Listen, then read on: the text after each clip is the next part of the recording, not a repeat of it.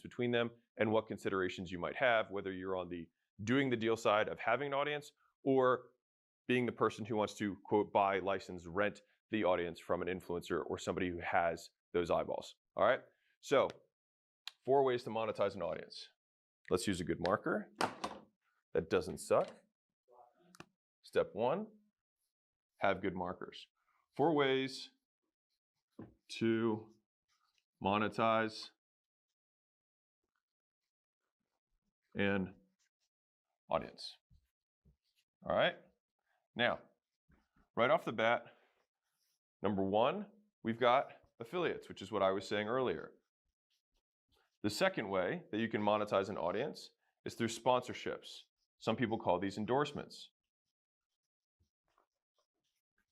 The third way that you can do this is through partnerships, which usually involve equity. And the fourth way that we can do this is through starting your own, if you're the influencer in this instance. All right, so we have affiliates, which is where you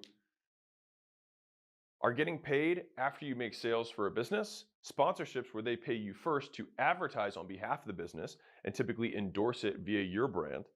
Partnerships, where you go into a business that already has a product, already has an infrastructure, and you do one of these 2 things or a combination of these 2 things for equity. And so the behaviors between affiliate sponsorships and partnerships are more or less the same. The difference is simply how you get compensated. And then the fourth is where you just start your entirely own brand to then promote to your audience. All right, so let's break down which of these and kind of where they sit on the continuum. And the reason I want to bring this up is because I'm having so many conversations with people who are like, I have this audience, I've built it for 4 years, I just don't know what to do. And so I think of these 4 on a continuum, all right? And I can think of this continuum in terms of difficulty and risk and value, all right? And so on this side, you've got the affiliates.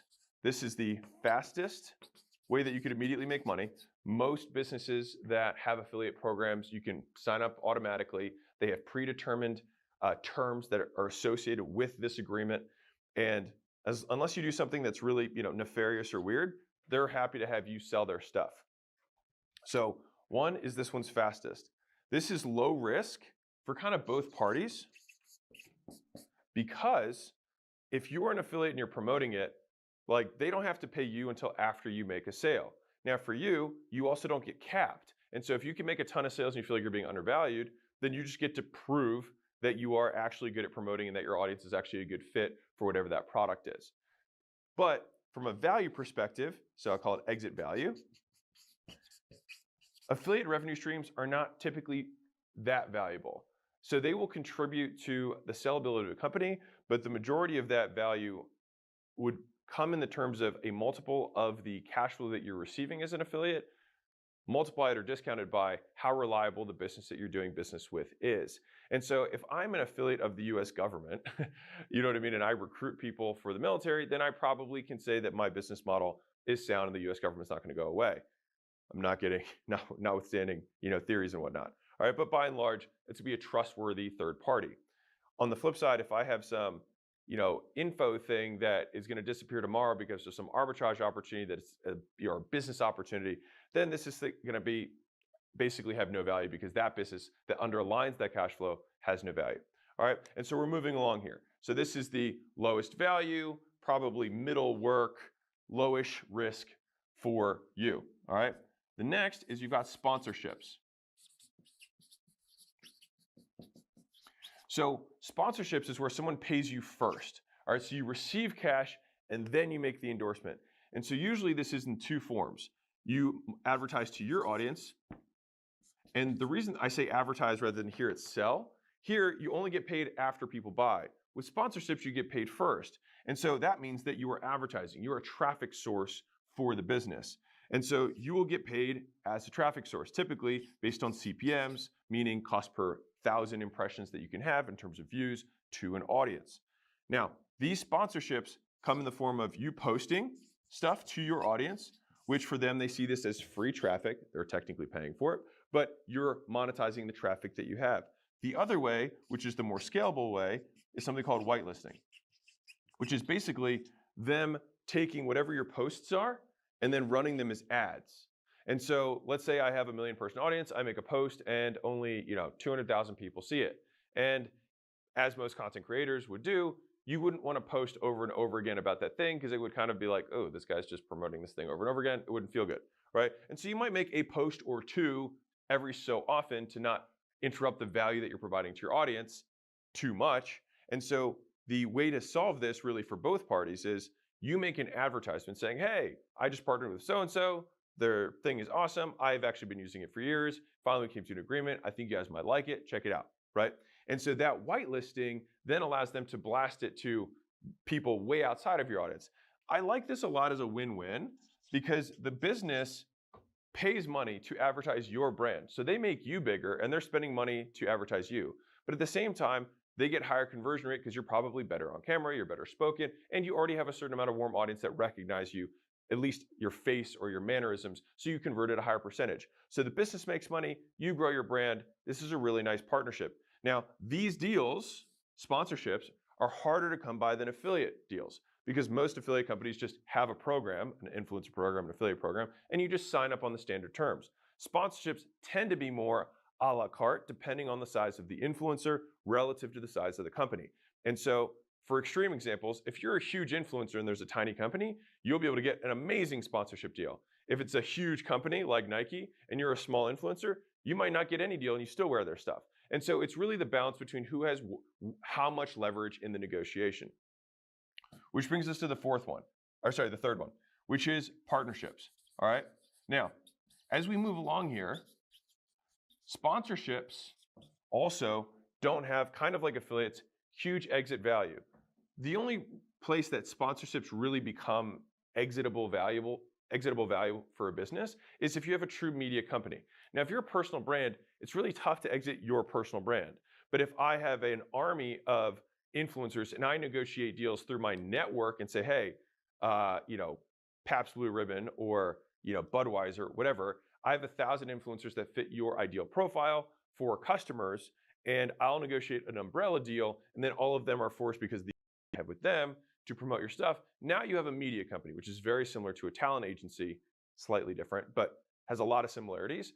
And so then that sponsorship revenue is really the main revenue of your business, which is that you sell traffic at a discount, right?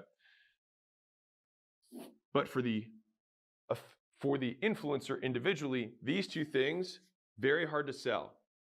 Not really sellable, not much. Now, once we get into this side, these deals get harder and harder to do, and you do fewer and fewer of them as you go down this line. So a partnership can either be a minority deal or a majority deal. Again, if you're going to go partner with a company and you're huge and they're tiny, then it might be a majority deal. If they're huge and you're tiny relative to them, then it might be a minority deal, meaning you're not going to get all of the company. And that can range from 0.01% of the business all the way to you getting 99% of the business in terms of the range. And so anything that you can imagine in terms of economics here is going to be negotiable. But one of the things, or some of the things that I would consider here is performance, which is, this is again for both parties. You can have equity as the form of compensation rather than necessarily cash. And you say, hey, if I bring you an extra 1,000 customers, I get 1% per 1,000 customers that I bring you to the platform or whatever. And then you put a cap on that at some point where you say up to 10%. Great. And so that way it's a little bit balanced for you and for the business. Now, one of the considerations that you have to have if you were the content creator or the influencer is that the association that you make with their brand is permanent. As soon as you make that public declaration, you transfer all of that goodwill, you transfer that association to them. And so if you are going to do a deal like this, my recommendation is that you want to have at least something up front. So no matter what for doing this deal, you get some amount of this equity up front and then some percentage that's based on performance. Now, one of the last components that I'll say, and there's obviously a lot of ways that you can do deals, but these are just the things that I think through, is time. And so somebody who's on the business owner side is like, well, I don't want you to just make one association. I want you to keep doing this for a long period of time. And so they can take some of this equity that they want to give you and say, all right, I'm going to give you, 25% of your equity up front. I'm going to give you 25% based on performance, and I'm gonna give you 50% over time. And so I want you to promote for the next 4 years. And if for some reason something happens, then you're not gonna get that vesting because we had some sort of breakup, right? And so whenever I think through these terms, I just like to think of through all the W's, which is who, what, where, when, why, how, right? Which is, okay, I want you to post. And if you're the content creator, you should be asking that same thing, which is, how much do you want me to post, right? And about what? And you have to take into consideration that you have to keep building your brand, right? And so you don't want to just be like all of a sudden some shill, like that's not good. You want to tastefully be able to integrate that promotion into the content that you have. And so you just have to say, okay, well, I think the best way for us to do this is for me to, put your links in my bio, and I'll put it up for 1 week of the month, and I will make one long form thing that it mentions it, and 5 short form things via posts or stories. And then when you define that, and the reason this is so important is that you define that stuff up front so that it's just very clear. Don't just say like, I will promote the business and whatnot, because it just doesn't work as well. And you might say, I will also record ads once a month that you can then use for whitelisting. And so all of these things, and this is where this gets more nuanced in deal making, is you can be a partner and still have affiliate revenue. You can be a partner and still get paid from a sponsorship perspective. And so these things are not mutually exclusive. But like you might have a primarily sponsorship deal with some element of equity.